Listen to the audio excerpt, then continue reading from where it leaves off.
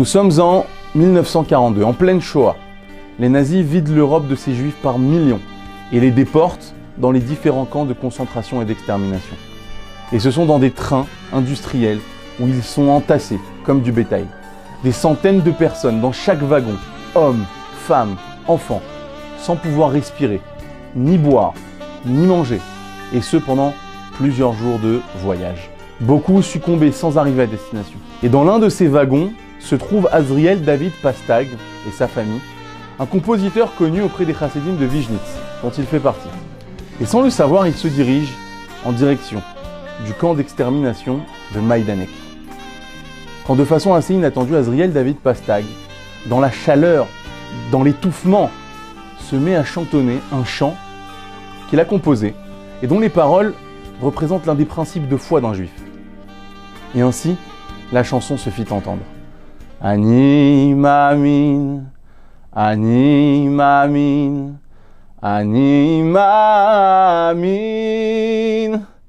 Be'emuna shelema,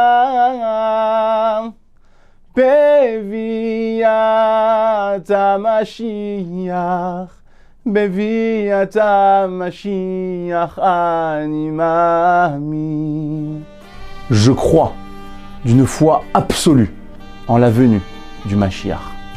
Et en quelques instants, les personnes se trouvant dans le même wagon se sont mis à leur tour à chanter ce merveilleux chant d'espoir dans ce contexte d'horreur. Puis les wagons voisins, eux aussi, pris par ce chant mélodieux et si touchant, se sont mis à chanter à un tel point que le train entier chantait ces belles paroles en route pour les camps de la mort. Quand soudain, rempli d'émotion, Azriel David Pastag se met à crier « Mes frères juifs, je donne la moitié de mon monde futur à celui qui parmi vous parviendra à s'échapper et à transmettre ce merveilleux chant à mon rabbi aux États-Unis. » Alors pendant un court instant, un silence s'installe dans le wagon lorsqu'un jeune homme lève la main, tapote l'épaule de son ami et décide ensemble de se porter volontaire pour cette noble mission. C'est alors que le jeune homme monte sur les épaules de son ami et muni d'un couteau qu'il avait sur lui, il fait un trou sur le toit de ce wagon à bestiaux et parvient à sortir et à extirper son ami. Les larmes aux yeux, Azriel David Pastag leur lance. Soyez prudents mes enfants. Merci encore et je tiendrai ma promesse. Alors nos deux jeunes héros sautent du train et malheureusement, l'un d'entre eux en mourra. L'autre s'en est sorti, il a dû se cacher, mettre sa vie en danger, mais finit, 2 ans plus tard, par rejoindre les États-Unis chez le rabbi de Vignitz. Il lui raconte alors toutes ses péripéties et lui transmet avec émotion ce chant venu d'un autre monde. Le rabbi en larmes, prononcera ces mots.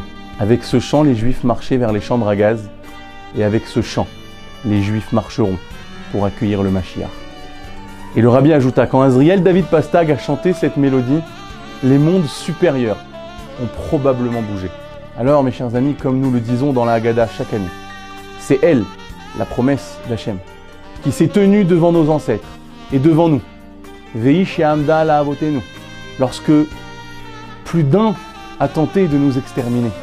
Ve'akadosh baruch hu matzilenu miyadam, et Akadosh baruch hu nous a sauvés de leurs mains.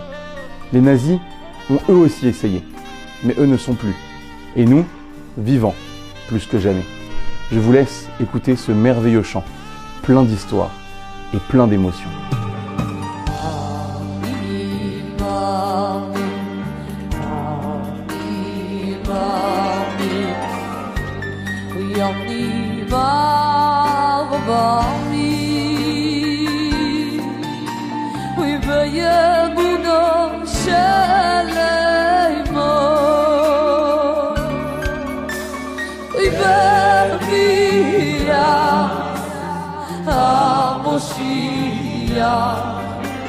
מביא עשה מושיח עמי, מה